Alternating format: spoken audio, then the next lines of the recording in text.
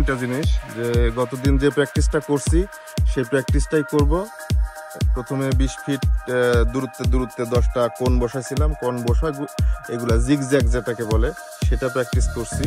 তো ওইটাই আজকে করব। ওইটা 20 ফিট থেকে কমায় আস্তে আস্তে যতটুকুর ভিতরে পারা যায় এবং স্পিড যতটুকু আমি মানে কন্ট্রোল করতে পারি সেই সহনীয় পর্যায়ে স্পিড বাড়াইতে হবে আস্তে আস্তে।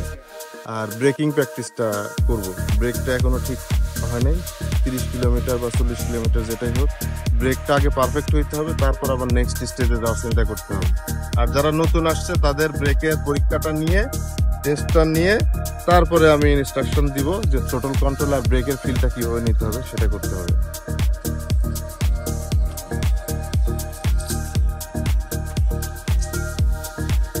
আপনারা যারা আজকে প্রথম আসছেন তাদেরকে আর কি ব্রেকের পরীক্ষাটা নিব।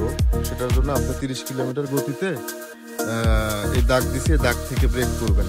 ব্রেক করে দেখেন, তারপরে আমি ব্রিফিং দিব যে আসলে কীভাবে ব্রেক করবেন।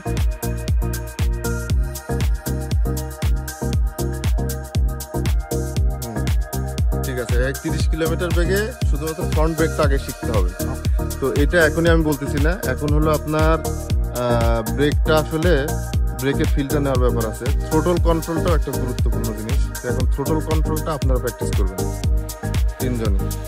এই রাস্তা দেখে থ্রোটল কন্ট্রোলটা এটা বলতেছি আমি। আপনি প্রথমে তো 1 থেকে স্টার্ট করলেন, স্টার্টের পর থেকে দেখা গেল যে আপনার কি বলে 4, 5, 6, 7 পর্যন্ত আপনার এমনি উঠে যায়।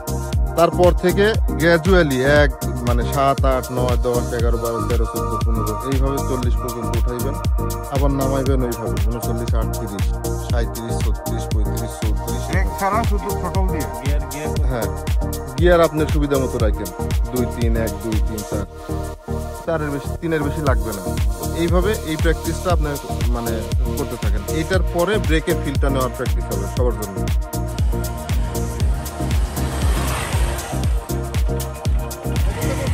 পাটা এবার রাখবেন, গিয়ার ব্রেকের উপরে পা দিবেন, এইভাবে 2 পাই দিয়ে রাখবেন।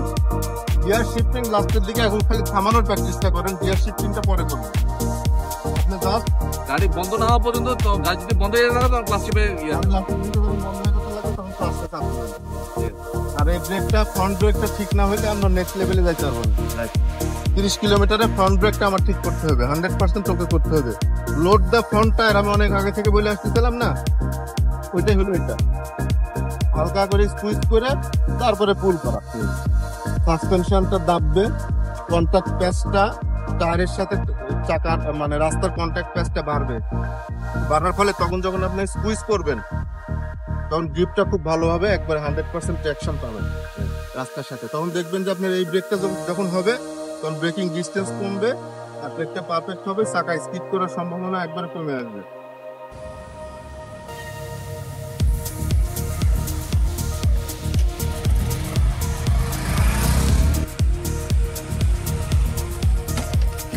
সামনের ব্রেকটা শেখা হইলে এটার স্পিড বাড়াইতে হবে, তারপর আমার অন্য লেভেলে যাইতে হবে। ব্রেকের অনেক ক্যাটাগরি আছে, এখন আপাতত সামনের ব্রেকটা ঠিক হইলে তারপর আমরা পিছনের ব্রেক নিয়ে কাজ করবো। সামনের ব্রেক ঠিক হওয়ার আগ পর্যন্ত পিছনের ব্রেকের মানে চিন্তা মাথা থেকে বের করে ফেলতে হবে। এই জন্য ব্রেকের উপরে, ব্রেক লিভারের উপর পাওয়ার রাখা যায়। লোড দ্য ফ্রন্ট টায়ার যেটা সঠিকভাবে হলে ব্রেকটাও আপনার সঠিকভাবে হবে, একবারে পারফেক্ট। কথা বলছিল যে আমি যদি পাটা নর্মাল না রেখে ওই টোয়ের উপর রাখি ব্রেক, কারণ তাহলে পায়ের ব্রেকটা আর আসেই না, যাবে না। নর্মালি আমরা পা রাখলে হয় কি অটোমেটিক মানে অটোমেটিক চলে যায় পাটা, মানে এটা আমাদের কন্ট্রোলের বাইরে অভ্যাস হয়ে গেছে। তো এটা কি বলবো, এটা মাসেল মেমোরি বলা যায় এটা।